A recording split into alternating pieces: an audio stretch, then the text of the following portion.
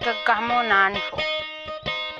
Kami walo kami, 31 tu.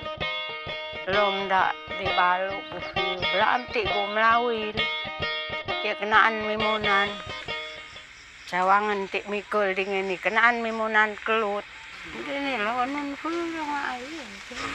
Kalau udah fulu ini lo dong air. Mula den hunuli tanah tu, kaya hunuli kenen tanah.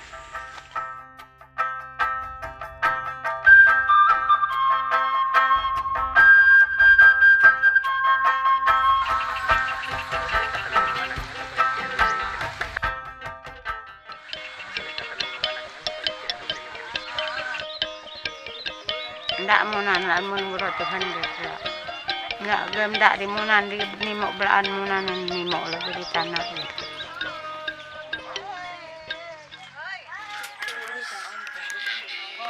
Dati kasi ayaw kong pumunta dito. Naglalakad lang kasi kami.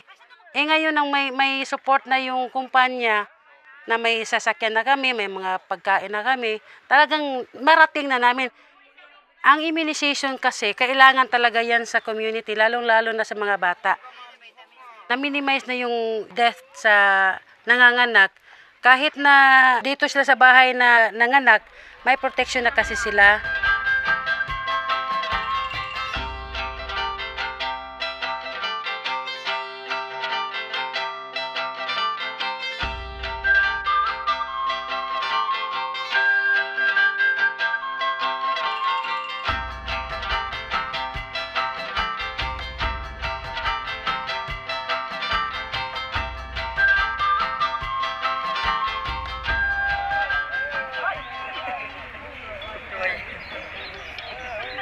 Bulan melari kami, Malisu.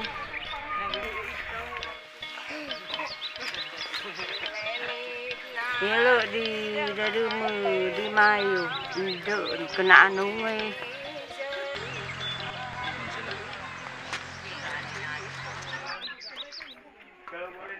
Kasabaka, so ang among panginabuhi murag dili na kayo lisod, makatabang po siya sa pagpaeskwela sa amo ang mga bata o dili na kayo tanto lisod bisan sa amo ang adlaw-adlaw nga panginahanglan kay sa mais pa mi sa una lisod kayo kay bisan sa pagpaeskwela sa bata dili siya ka-support.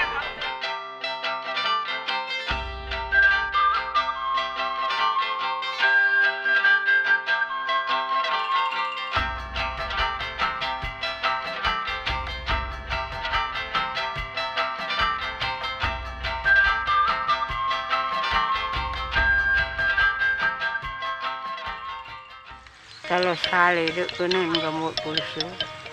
Sun ngak kidli kakawat kidli. Kalau sale dek lik kuning. Ako naman ay nagtuturo sa secondary level. So yung tinuturuan ko, yun yung mga learners na yung dati hindi nakakapagtapos ng sekundarya. Ang mga learners ko po ay ang aking mga magulang. Ang nais ko lang bilang guro, hindi rin sa matutulungan ang aking sarili, kundi pati naman ang aking pamilya. Third year hanggang fourth year, ang SMI po ang tumulong na magpaaral sa akin. 10 po ang scholarship grantee para doon. So, ka-number 10 tayo. So, nakahabol din. Noon pong September 2012, mapalad at saka syempre nagsipag, naging top 1 sa licensure examination for teachers sa elementary po.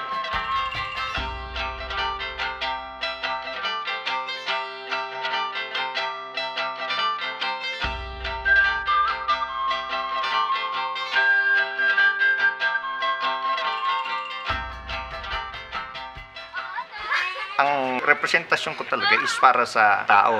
Ang ginagawa po namin is nakikipag-usap sa mga kasama po naming mga sasaka at landowner. Ang plano po ng SMI sa resettlement ay yung nagbibigay po ng pabahay, babayaran yung mga mawawalang tanim at babayaran din yung mga lupa na maapektuhan ng mina.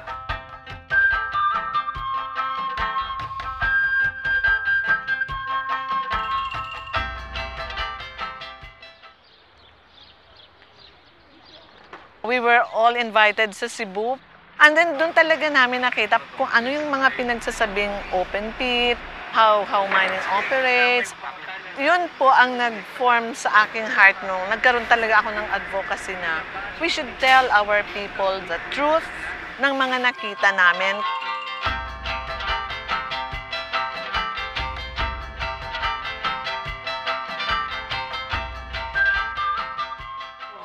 Ang SMI ay nagsagawa ng kanilang programa, yung School Safety Awareness. Malaki ang maitutulong nito dahil nagkakaroon ng mga bata ng mga first-hand experience.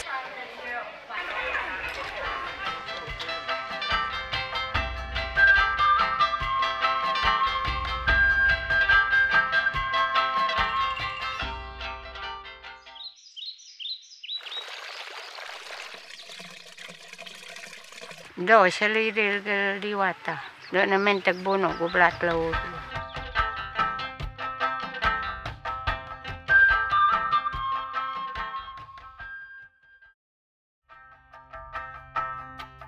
Mantus kru na baru kunduk na mantus.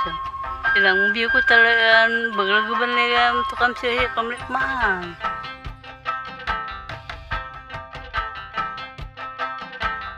Guru tamge taonon mo bu.